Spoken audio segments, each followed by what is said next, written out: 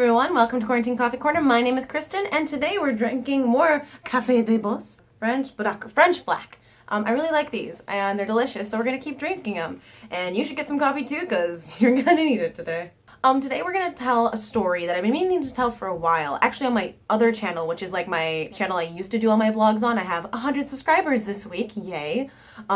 Slowly made my way up there. On that channel, the last video I made was 2018, and it was about an update basically and how I was planning to come back, and I was going to make a video about my first job in Japan, and I never made that video. So I decided to make that video now. Just a little warning beforehand, this story is a little nonsense. It's very confusing and it happens over a fairly short amount of time.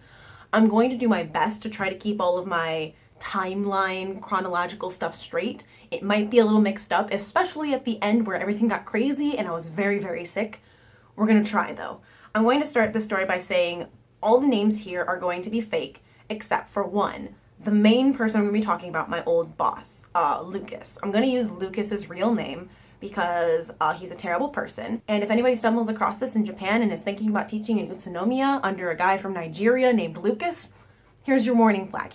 Here's me telling you not to do it. If Lucas comes for me, which he might, I'll have Lucas know I still have all of the photos of all of the schedules of us not being able to take breaks, as well as the documents where he said that we weren't allowed to drink water or go to the bathroom or eat food or talk to anybody else if other children were in the building.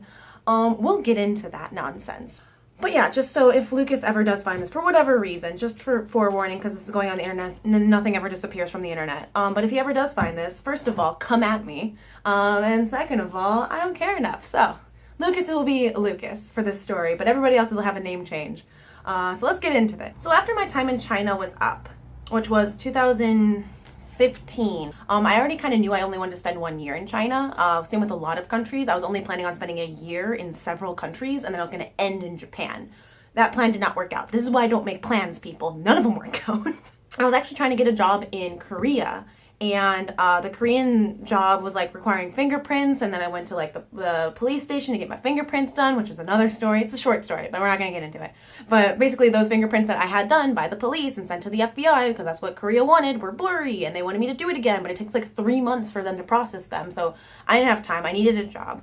And at the time, I was talking to a company in Korea, but I was also talking to a company in Japan, and I was more interested in the Korean one because the one in Japan was just not great and there wasn't a lot of reviews, and you know, I was a little wary about going. But when the stuff for Korea fell through, I was a little desperate. So I was like, hey, there was one place I was talking to in Japan that said I didn't need a visa already, because a lot of jobs will require you to have a visa already, or like are already in the country. Like they don't want to deal with it, they just want to hire you and like be done, because the whole process of getting a visa is a little long and strenuous, and a lot of people will just go work in Japan illegally for a few months, and then like while you're there you'll get like permission to work there. That happens way more than I think a lot of people understand. And like we were told, like, hey, don't say that you're here for work because they're gonna look for a visa, just say you're here for fun. And then you're like at the airport with like all of your clothes, and they're like, really, this is all for 2 weeks? You're like, yeah. No, not 2 weeks, but 2 months. I think 2 months is as long as you're allowed to be there without getting kicked out. I'm like, yeah, it's just 2 months clothes. You know, I'm a girl. I need my clothes. Every time they give me this eye, like, I don't believe you. But within the 2 months that we would have gotten kicked out, we get our visas. So we're just working illegally. We're not there illegally. And somehow that's okay.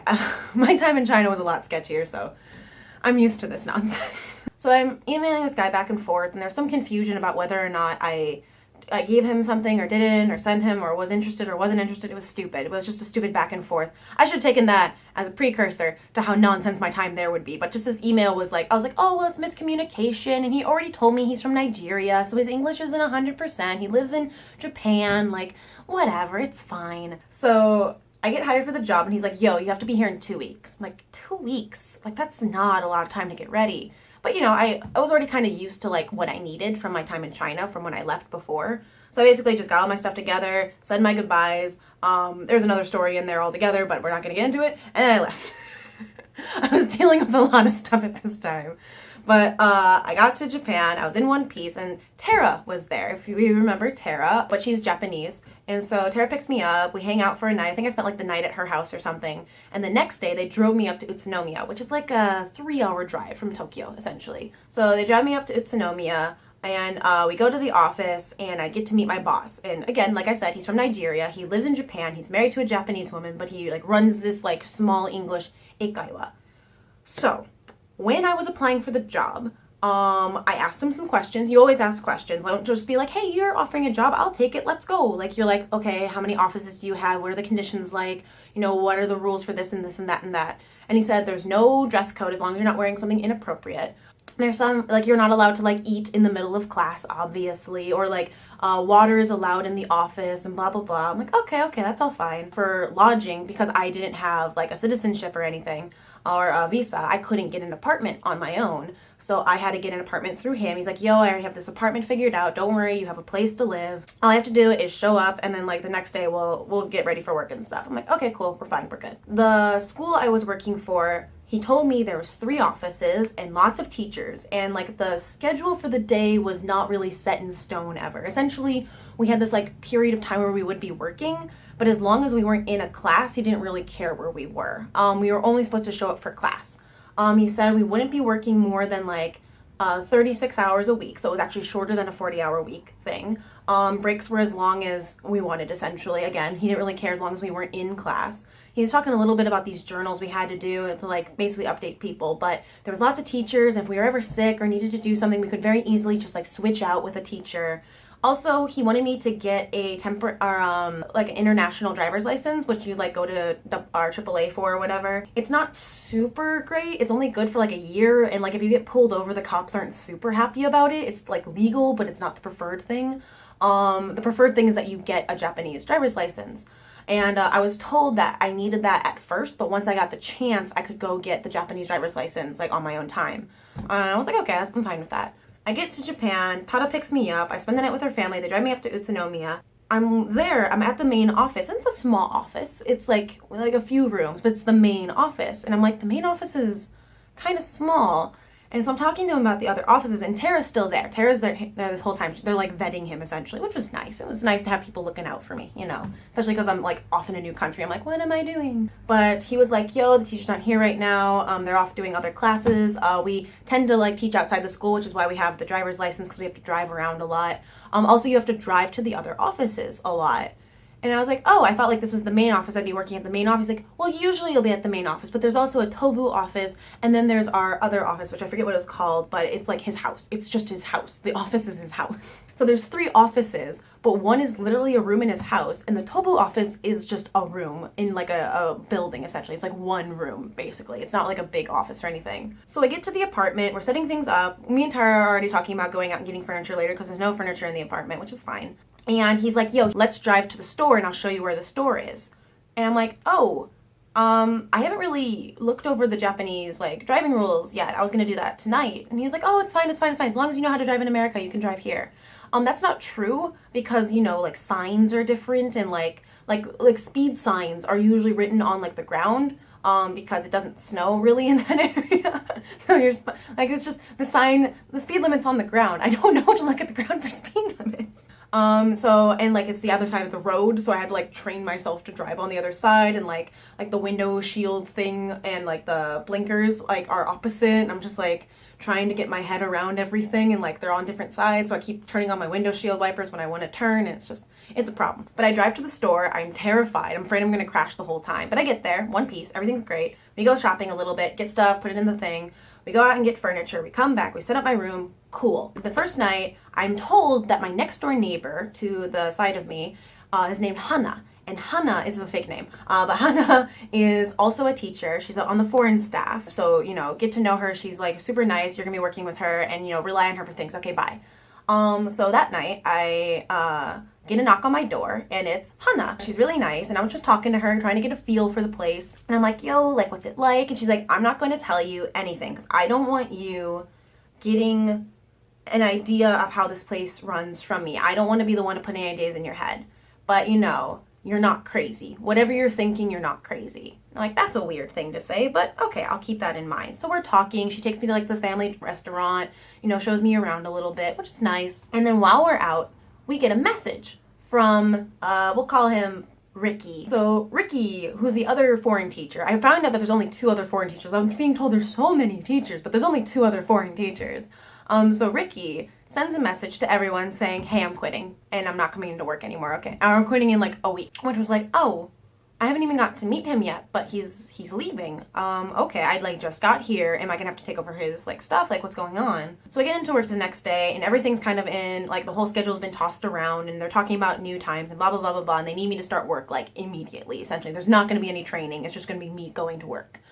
Because I have to get ready to take over for Ricky when he leaves. Ricky teaches at one of the kindergartens that we outsource to. It's the one kindergarten we see like 5 times a week. It's like our big job that we do. I'll call it Shiro. We'll call it the Shiro school. So I head over to Shiro and I'm getting ready to take over his classes and I teach basically everybody in that school. That's my job. And they have like this big goodbye ceremony. This is all happening in week 1. The week 1 stuff is crazy, so I'm gonna leave chronological order here because otherwise it's gonna get too entangled in nonsense.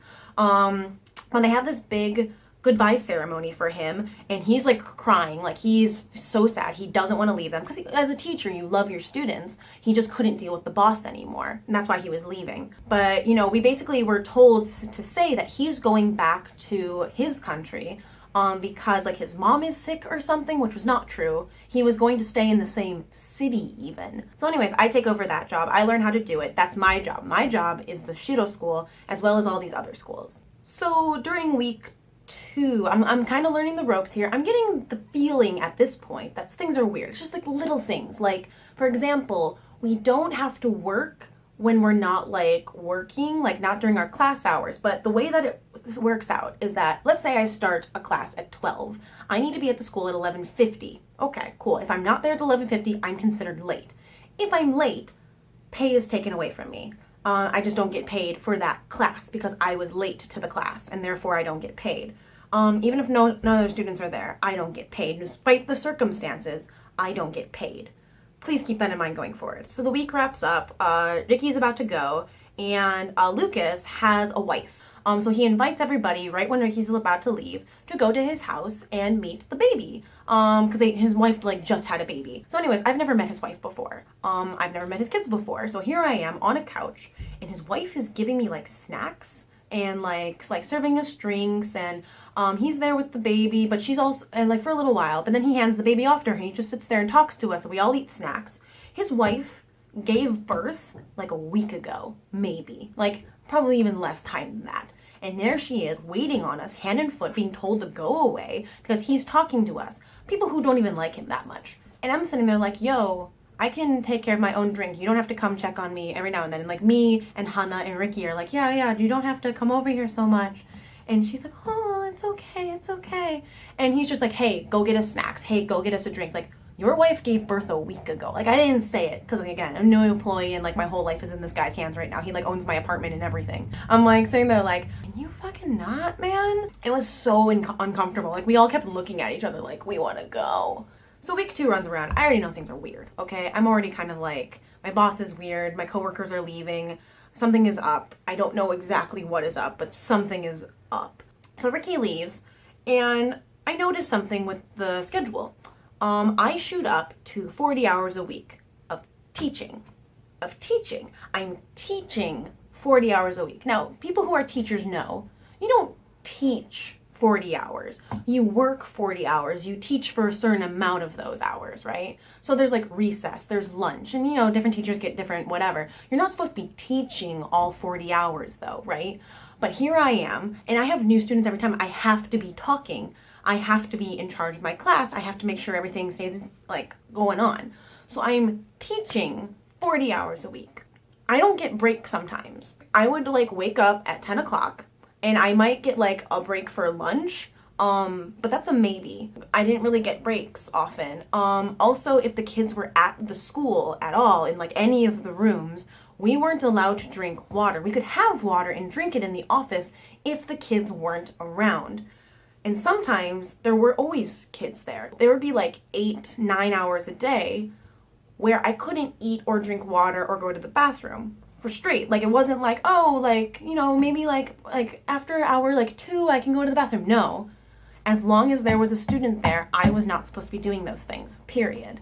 So for 8 to 10 hours a day, because I did eventually, I'm saying now I was teaching 40 hours a day. Eventually I was teaching I was more working 60 hours a week essentially, because I wasn't allowed to like go places and I had to like travel, and travel was not included in work time, nor was the gasoline included in work expenses, so I had to pull that out of my own pocket. Fun. So paycheck time comes around, and it's a lot less than I thought it was going to be. And he said like, oh, well, I didn't get paid for training, and I didn't get paid for that, and he took out my rent, and he took out my electricity, and blah, blah, blah, blah, blah, and all of it ends up like this. And like, that still doesn't make sense. Like, I should be making more money. And I wasn't making as much as I am now. I was making a lot less than most people do here, in general, but I was like, oh, it's fine, whatever. I'll only be here for a little while, like a year or something. I was just gonna finish off my year and then leave. So I'm already kind of realizing things aren't great. I'm the kind of person that's like, oh, it's fine. Like, you know that cartoon with like the house on fire and the dog is sitting there like, oh, everything's that's me. I'm the dog. I'm the dog constantly. I'm like, as long as I can stick it out for the year, I'll be fine. I'll collect my money and we'll be good. But he's taking a lot of money out, like more money than I can deal with. Like, I don't have enough money for, like, I was still like using my money from America, from my last job in China that I had there, to pay for like food and stuff, because I wasn't making enough to pay for food. And I was freaking out and I was panicking, like, I'm never gonna be able to leave this place. Are they gonna drive me into debt? And I find out from Ricky that Lucas, because we like talked, he like left already. We did the whole goodbye ceremony thing. And I'm talking to Ricky about how things have been since he left, because he's still in town. And he's like, oh, things have been terrible. I'm like, well, what's up? He's like, Lucas followed my wife, and he saw his wife go to like the union lawyer people. And Lucas is like, oh, are you trying to sue me? Like, what are you doing? And why are you talking to lawyers? And so I was like, did you follow my wife? And the answer apparently was yes. And he thought that was okay. He then went around, because like, again, like Ricky stayed in town. He didn't want to leave Utsunomiya because like he has a wife there as well. She worked there too. And so like they didn't want to like pick up and move somewhere else. It was too much of a hassle. So he worked somewhere kind of close by, and he apparently like went around and like talked smack to everybody in town about Ricky and saying like, oh, he did this and this and this. He was a terrible worker. You know, he lies and blah, blah, blah, blah, blah. He just basically badmouthed it to everybody. And like even the customers started hearing about this, and they were like, oh, we didn't know he was such a terrible person. I saw him before. I guess he was lying when he said he was going back to his country. It's like, no. I mean, yes, he was lying, but he was lying because Lucas made him lie. And eventually we get this new worker. Her name will be Heather for this. Heather is from the UK. I forget exactly where. Me and her are pretty friendly. We're not super close, but we're friendly. She's nice enough. But like me and Hannah are kind of close, but not super close because we don't get a lot of time together because we're not allowed to take breaks together. Also fun things. Like, I literally went to bed just crying a lot. Like, I'm already pretty like distant. Like, I'm an introvert. I'm an extreme introvert who acts like an extrovert. Like, that's my life. But like, you and I eventually need to talk to people, and it was like my whole life was just work. Like, I didn't have myself time. I didn't have friend time. I just had sleep time, eat time, and work time. And that was my whole life, and I was exhausted. So anyways, Heather gets there. Everything's fine. And then one night, Hannah's gone. Just gone. And I was like, oh, I know she was talking about leaving, but I didn't think she was gonna, you know, not tell me. And I messaged her about it eventually, and she said, like, I didn't want you to be like held under suspicion or have to deal with any of the backlash, so I just didn't tell you. I'm like, okay, that's fair, that's fine, that's fine. And yeah, she was gone. And so they needed a new person, but then I had to deal with all the extra hours, and I still worked at the Shido place, but I still had to take up like extra classes and stuff, so now I'm working like all the time. I'm not sleeping enough. I'm basically just working at this point. Also, I had a problem where he kept scheduling me to be at other offices. So here's the deal, right? I was scheduled to go from the Shiro school to the Tobu office, and I did not have enough time to go from place to place. Like I said before, my boss is a crazy driver. He can make it, but normal humans who obey traffic laws cannot, right? So I explained to him, I cannot physically make it from that school, I finish my classes at the appropriate time, leave that school, go to the next school in time, to the office in time. I can't do it. And he didn't care. So for that class, I never got paid. So I was like frustrated, like I couldn't do it. And I was getting more and more upset. And I started taking pictures of like interactions between me and my boss. I took pictures of schedules, which schedule is saying like we weren't taking breaks. I took pictures of schedules showing that we were working way more hours a week than we were originally told in our contract. I had like proof of him not paying us the right amount. He kept telling us to like go to the Japanese DMV and get a driver's license, but we didn't have time to do that because we were working constantly. And you know, the DMV is not open on Sunday, the one day I have off. So what am I supposed to do? So I'm already thinking about leaving. And then I get sick. And it starts off as a cough, like I just have a cold or something, but there's no time to take off. And all of a sudden we start having these events on Sundays. It started off with a Halloween event, and then we had a few other events. But I had to work on the events for no extra pay. I didn't get paid more for working these events. So I was working 7 days a week now. Every now and then. It was like every week or not every week, like every 2 or 3 weeks, I would work 7 days a week for these events. I was just like nonstop working. I was exhausted. I wasn't getting paid enough. I didn't have enough time for food. I was just gaining weight because I was surviving off of 7-Eleven. The person I talked to the most was this guy at 7-Eleven who used to drive trucks in like the Illinois area, and he like knew Route 12. I'm like, man, I used to live close to Route 12. So we'd talk about like Schaumburg, which I've been to Schaumburg like twice. I was like losing my mind. I was really, really sick. I was just coughing, and I have asthma. And so me coughing a lot and having like an infection in my lungs like takes a toll on me. So I go to the doctor.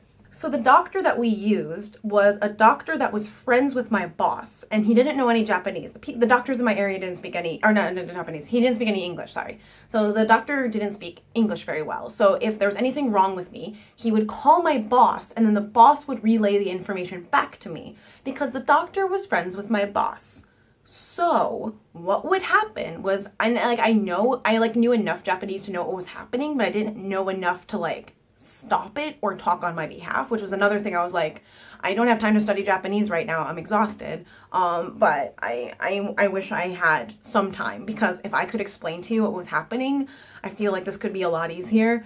But I would like explain my symptoms to my boss. My boss would then tell the doctor, but he wouldn't tell him really well. He would just say like, oh, I would hear like skoshi and chotto and like, you know, little, and like I would say like, I'm exhausted, I'm tired, I'm coughing, the cough hasn't stopped at all, and it sounds a little weird when I cough, and then the doctor would be like, it's kaze, it's just a cold, you know, and I was like, okay, if you say so, and he gave me cold medicine, and nothing was working.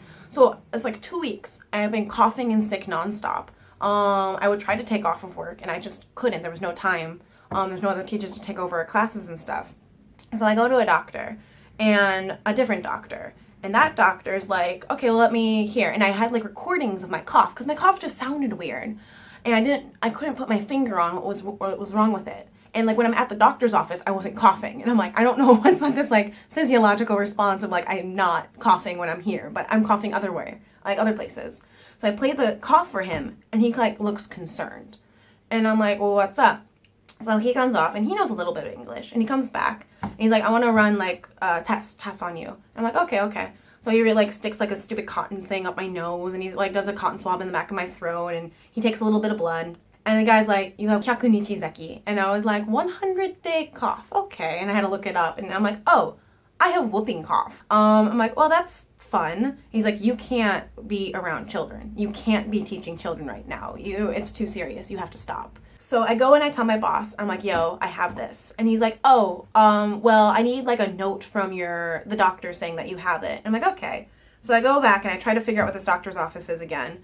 And my Google Maps was like, oh, it's here. And I kept driving around in a circle. I could not figure out where I used to be. So I head over to the new doctor, or not the new doctor, but the Lucas doctor that's like friends with him. And I tell him, and I like play the recording of the cough. And he's like, that sounds like it. But I think it's still a cold. And I'm like, why do you think it's a cold? The other doctor said it was whooping cough. Like he did it. He's like, well, I don't know that doctor. So, or, you know, Lucas is translating. But he's like, oh, he says he doesn't know that doctor, but he wouldn't test you for whooping cough without like more proof. I'm like, what do you mean more proof? I have a cough. It sounds like whooping. It's whooping cough. That's how this works. And then you do some tests, and then you find out yes or no. And that doctor said yes. So why won't this doctor, if he doesn't believe the other doctor, like just run the test and, you know, whatever. He's like, oh, well, we don't want to waste resources on tests, and then it'll be expensive, and you don't have that money, and we don't have the time, and blah, blah, blah, blah, blah. It's easier if we just don't.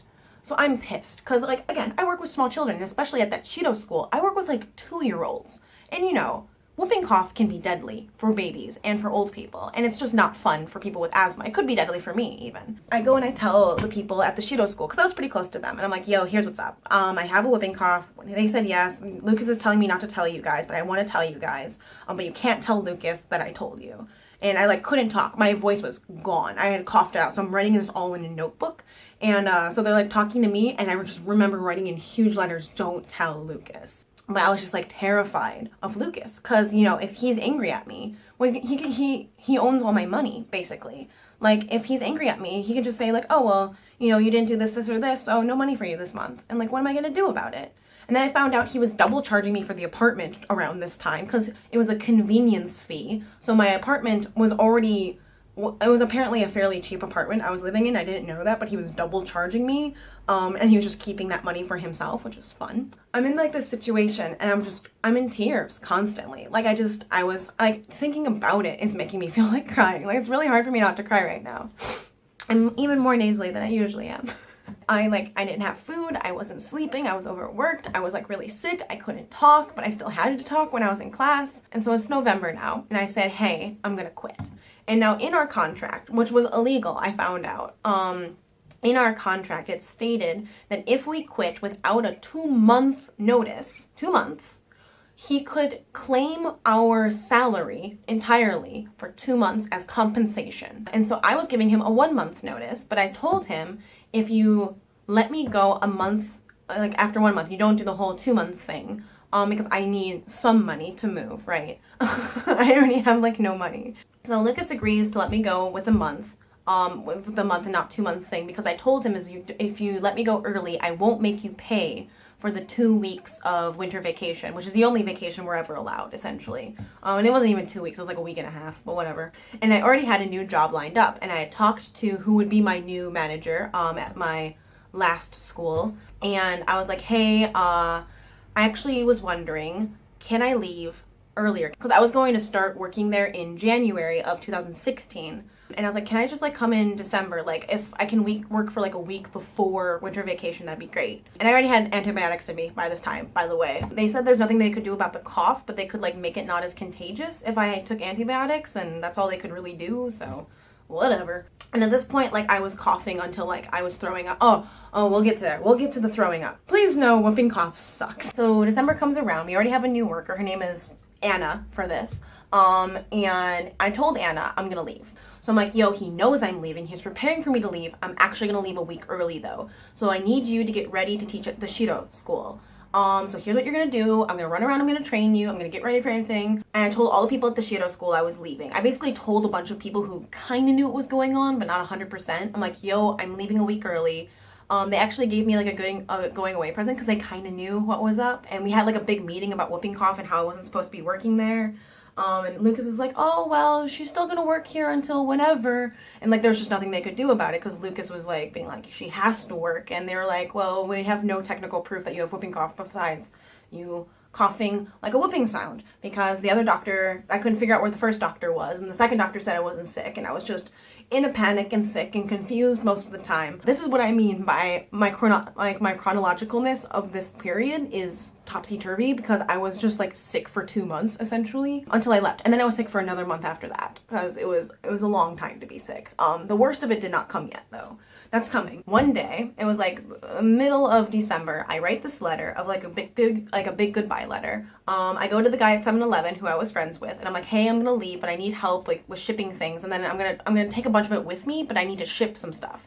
So guy at 7-Eleven, guardian angel of the century, comes in on his day off to help me ship things at the convenience store to Saitama, where I was moving. Bless that beautiful man. I hope he is well for the rest of his life. And then just one Sunday, a Sunday I had off, I put all my stuff in a suitcase and I left. And I went to Saitama. The message I sent to my boss was just basically like, here's why I'm leaving. I didn't feel safe. Oh, I didn't tell you guys about the security cameras. So there's these security cameras that he would watch us on, and if he didn't like anything we did during the class, he would also deduct pay, which is also how I was losing so much money. I wasn't just late and losing money. I was also just doing things he didn't think were great and was losing money, because he was like the end all be all. So it was like 5 minutes for checking homework, no matter how many kids there were. If there was 1 kid, if there was 10 kids, it was still 5 minutes to check homework. And then it was like 15 minutes for this and 15 minutes for that and 5 minutes for this. Like everything was very precise, and he would watch us on these security cameras on his phone. And he even like pulled me aside. Week 2 this was. He pulled me aside. He's like, I can watch you. Like right now, let's go watch. Oh, there's Ricky. Oh, actually it was week 1. It was week 1 because we were watching Ricky. I remember that. So he was like, yep, there's Ricky in my house right now. He's at the office. Yeah. So just so you know, I'm always watching you. I'm like, okay, that's creepy. And then like the threat that we would give the kids if they weren't doing their work was that like Lucas is watching you, and we'd point to the cameras, and the kids were terrified of him. There was this one kid, I wasn't there for it, but one of the Japanese staff, she wasn't actually Japanese, she was from the Philippines, but she spoke Japanese, so we considered her Japanese staff. But she was also thinking about quitting around the same time. She knew I was leaving. She didn't know when, because I suspected she was the Lucas spy, because somebody was writing on us to Lucas whenever we said something bad about him. She pulled me aside. She's like, I think I'm gonna leave too. And I'm like, what? You're like so diehard about Lucas and whatever. Like, why are you thinking about it? And there's this kid that we taught who is autistic, and I used to teach them, and then she would teach him from time to time, and then Lucas occasionally would also teach him, or her. It's a girl. Sorry, it was a girl. And one day, like I think it was like 2 days before, this woman was talking to me. I'm not gonna give her a name. And she said that Lucas and the child were having like some difficulties. Like the kid didn't want to sit down. You know, they're autistic. They just don't. They got their own thing going on, right? I'm cutting this part short because I went on a rant here, but basically what she liked to do is point at the posters and then try to rip them off the wall afterwards, and Lucas was not happy about it. And she wouldn't sit down. So Lucas, she's wearing a hoodie, right? Like a hoodie like this, and then a hood in the back. Lucas grabbed her by the hood, dragged her across the classroom, and like pushed her into a seat, and was essentially choking this child in order to get them to sit. She's like, I couldn't believe it was happening. Also forgot to add here that the child after the class was like crying and like not having a good time, because again they're autistic, they have problems like expressing themselves, and this child in particular was very bad at words. So the mom was like, hey, why is my child crying and freaking out and doesn't want to get near people? And Lucas just like looked the mom dead in the face and was like, oh, she's just having difficulties today, it's nothing big, don't worry about it. And I'm like, yeah, that sounds about right. Like, the kids are terrified of him. They have to have a reason to be terrified of him. It's because he actually would do those things to them. Like, he threatens that he's watching them constantly. It's so creepy. Sorry, there's so much to the story. It's bonkers. There's so much that happened. Like, I'm sitting here saying I'm telling you the whole story, but there's so much to the story. I'm not even sure where to end or start. Just also going to add in here that I'm leaving out a whole section about how he would humiliate the teachers in front of each other, or like using messages, like public messages to each other to humiliate us. And also how he would make us pronounce things incorrectly. So they matched his accent, because he also would teach from time to time, not a whole lot, but he would. And so to make sure that our pronunciation matched his, he would force us to pronounce things incorrectly so that it would look like he was correct. He also sent to Hana. After Hana left, she went to Kyoto. I don't know where she is now, but she was in Kyoto. She was like a big secret. I didn't even know where she was. But he sent the police after her in Kyoto, and like had this guy try to break into her apartment, and like he told the police that she stole money from him after like she left, and she's like, no, I didn't. I believe her. Of course she didn't. How are we gonna get a hold of his money? And there's no proof of it.